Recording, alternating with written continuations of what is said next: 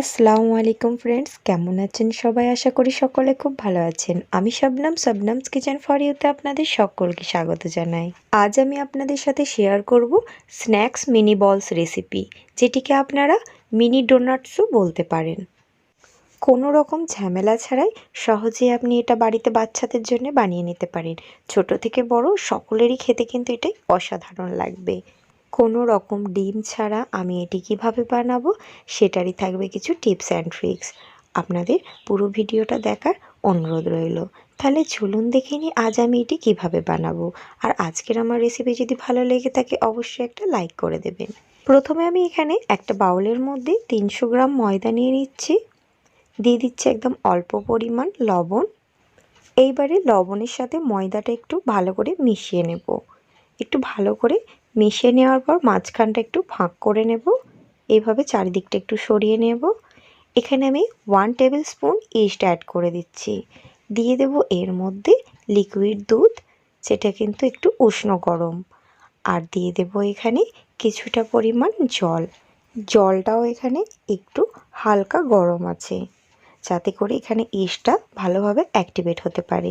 এবার এখানে অ্যাড করব 1 টেবিল স্পুন চিনি গুঁড়ো। এখানে আমি চিনিটাকে একটু গুঁড়ো করে নিয়েছি। এবারে জলের সাথে দুধের সাথে সব কিছু ভালোভাবে মিশিয়ে নেব। এখানে দুধটা আমার 1/4 কাপ ছিল আর জলটা আমি 1/2 কাপ নিয়েছি। দুটোই কিন্তু কুসুম গরম ছিল। এবারে এগুলোকে সবগুলো খুব ভালো করে আমি মিশিয়ে নেব। এইভাবে কিছুক্ষণ ভালো করে মিশিয়ে নেওয়ার পর আমি এর মধ্যে এবারে হাতে করে খুব ভালো করে এটাকে ফেটে নেব। হাতে করে খুব ভালো করে ফাটতে হবে, যাতে করে কোনো রকম ভেতরে কোনো রকম লাম্পস না থেকে যায়। এখানে আপনারা চিনিটা গোটাও দিতে পারেন, সেক্ষেত্রে কি হবে একটু সময় লাগবে চিনিটা মেল্ট হতে। তো তাতেও কোনো অসুবিধা নেই, আপনাদের সুবিধার্থে আপনারা সেটাও দিতে পারেন। তো আমি এখানে চিনি গুঁড়োটা অ্যাড করেছি। তো এটা খুব ভালো করে মিশিয়ে নিয়েছি। এবার আমি এখানে 1/2 চামচ ভ্যানিলা এসেন্স দেবো। এতে করে কিন্তু এর টেস্টটি খুব সুন্দর লাগবে খেতে। এটাকে একটু ভালোভাবে মিশিয়ে নিচ্ছি আমি। ব্যাটারটা এখানে একটু ঘনই রাখতে হবে। দেখুন ব্যাটারটা এখানে কিন্তু খুব ভালো করে হাতে করে ফেটে নিয়েছি আমি। কেক বানানোর ক্ষেত্রে যে ধরনের ব্যাটার আমরা রেডি করি ঠিক সেরকম। দেখুন একদম থিক কনসিস্টেন্সিতে এটা এসে গেছে। এবারে এখানে আমি একটা র্যাপিং পেপারের সাহায্যে ভালোভাবে এটা সিল করে নিচ্ছি, যাতে কোনো রকম ভেতরের বাতাস বাইরে না বেরোতে পারে। এভাবে সিল করে নিয়ে এটা আমি 1 ঘন্টা রেস্টে রাখবো। দেখুন 1 ঘন্টা হয়ে গেছে। এটা কিন্তু ভালোভাবে অ্যাক্টিভেট হয়ে গেছে আর দেখুন কতটা ফুলে গেছে। এগুলোকে আবারও একটু ভালো করে ফেটে নেব। যত ভালো করে ফাটবেন এই মিনি বলসগুলো খুব সুন্দর কিন্তু ফুলবে। এখানে ব্যাটারটা একদম পারফেক্ট রেডি হয়ে গেছে।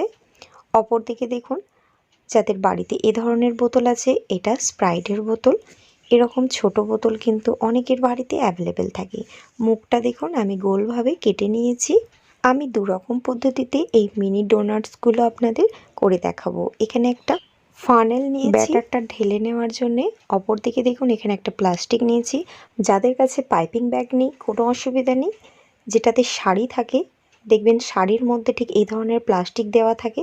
তো সেই প্লাস্টিকটাই আমি কেটে একটা কোণ বানিয়ে নিয়েছি, পাইপিং ব্যাগের মতনই একটা শেপ দিয়ে নিয়েছি। এবারে এর মধ্যে এইভাবে করে আমি ব্যাটারটা ঢেলে নিচ্ছি, দেখাচ্ছি দেখুন। তো বাস কোনো ব্যাপার নেই, এইভাবে মুড়িয়ে নেবেন। তলার দিকটা একটুখানি কিছু দিয়ে কেটে দেবেন অথবা ফুটো করে দেবেন, বাস তাহলেই রেডি। এখানে পাইপিং ব্যাগের মতো এটা কাজ হয়ে যাবে। দুটো পদ্ধতি আমি দেখালাম, যেটি সকলের বাড়িতেই সবসময় অ্যাভেলেবেল থাকে আর খুবই সহজ। এখানে আমি একটা কড়ার মধ্যে তেল গরম করে নিয়েছি। তেলটা কিন্তু খুব বেশি গরম করবেন না, একদম মিডিয়াম। এবারে দেখুন আমি এখানে যে প্লাস্টিকের মধ্যে ব্যাটারটা নিয়েছিলাম, একটা সাইডে একটুখানি সামান্য ছিদ্র করে নিয়েছি। এবারে একটু করে আমি প্রেস করছি আর দেখুন আমি কাঁচির সাহায্যে কেটে নিচ্ছি। ছোট ছোট বলের মতো হচ্ছে, দেখবেন সঙ্গে সঙ্গে তেলে দিতেই কিন্তু এগুলো কিছুটা করে ফুলে যাবে। এইভাবে দিতে দিতে দেখবেন এইটা কত তাড়াতাড়ি তেলের ওপরে ভেসে উঠবে। তাহলে জানবেন এখানে ব্যাটারটা একদম আমাদের পারফেক্ট গোলা হয়েছে।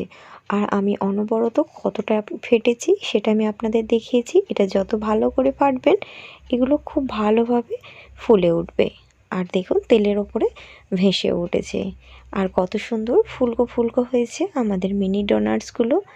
আশা করছি আপনারা দেখে বুঝতে পেরেছেন। এবারে আমি এটাকে একদম মিডিয়াম আঁচে এইভাবে উল্টে পাল্টে ভালো করে ভেজে নেব। এখানে একদম গ্যাসের ফ্লেমটা ঝরে দেবেন না, এতে করে ভেতরটা ভালোভাবে কুক হবে না। দেখুন এখানে ঠিক এরকম কালারেই আমি এগুলো তুলে নেব। খুব বেশি কালার করলে খেতে ভালো লাগবে না, এরকম কালার করবেন, খেতে অসাধারণ লাগবে। এবারে আমি ছেঁকে এগুলোকে তুলে নিচ্ছি। এটা এক ধরনের পদ্ধতি দেখালাম। এবারে যে বোতলের মধ্যে ব্যাটারটা নিয়েছিলাম, দেখুন ঠিক একইভাবে উপর করে এইভাবে একটু প্রেস করলেই খুব সহজেই ব্যাটারটা বেরিয়ে আসবে। আর কাঁচির সাহায্যে এইভাবে কেটে নেবেন, এতে করেও খুব সুন্দর মিনি বলগুলো রেডি হয়ে যাবে। তো আপনাদের যেটা সুবিধা মনে হবে সেটা দিয়েই করবেন।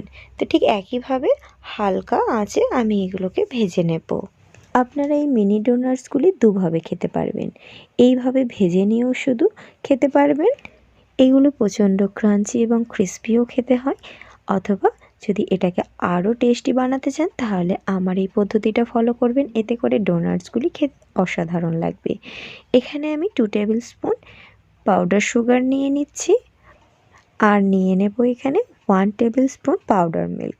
আপনারা এখানে পাউডার মিল্কের পরিমাণটা আরও চাইলে বাড়াতে পারেন। তো আমি দুটোকে ভালোভাবে মিশিয়ে নিচ্ছি। তো আমার এখানে প্রয়োজন পড়লে আমি আরও পাউডার মিল্ক বা পাউডার সুগার দুটোই বাড়িয়ে নিতে পারবো। এখানে সব মিনি ডোনাটসগুলো আমার রেডি হয়ে গেছে। এগুলো দেখতে কতটা লোভনীয় লাগছে আশা করছি আপনারা দেখেই বুঝতে পারছেন। আমি আপনাদের এটা ভেঙে দেখাচ্ছি, দেখুন কতটা ক্রিস্পি হয়েছে আর ভেতরটা খুব সুন্দর কুক হয়ে গেছে।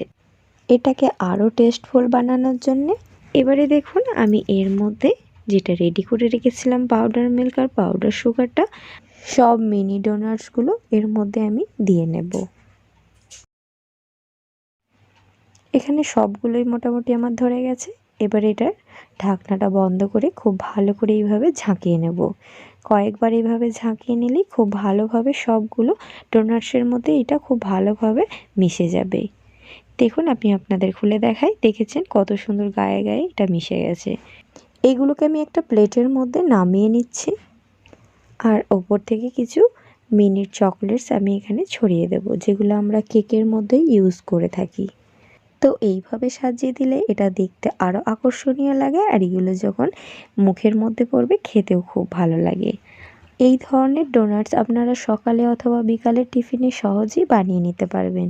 আশা করছি আজকের আমার রেসিপি আপনাদের ভালো লেগেছে। যদি ভালো লেগে থাকে অবশ্যই একটা লাইক শেয়ার কমেন্ট করে দেবেন, আর আপনার ফ্যামিলি ফ্রেন্ডসদের সাথে অবশ্যই শেয়ার করবেন। আপনারা এই ধরনের মিনি ডোনাটস বাড়িতে বানান, আশা করছি বাড়ির ছোটরা খুবই খুশি হবে আর খুবই মজা করে খেয়ে নেবে। দেখেছেন এটা কতটা ক্রিস্পি হয়েছে এবং এর টেস্টও অসাধারণ হয়েছে। আজকের মতো আসি বন্ধুরা, নেক্সট ভিডিও নিয়ে আবারও হাজির হয়ে যাব ইনশাআল্লাহ। আল্লাহ হাফেজ।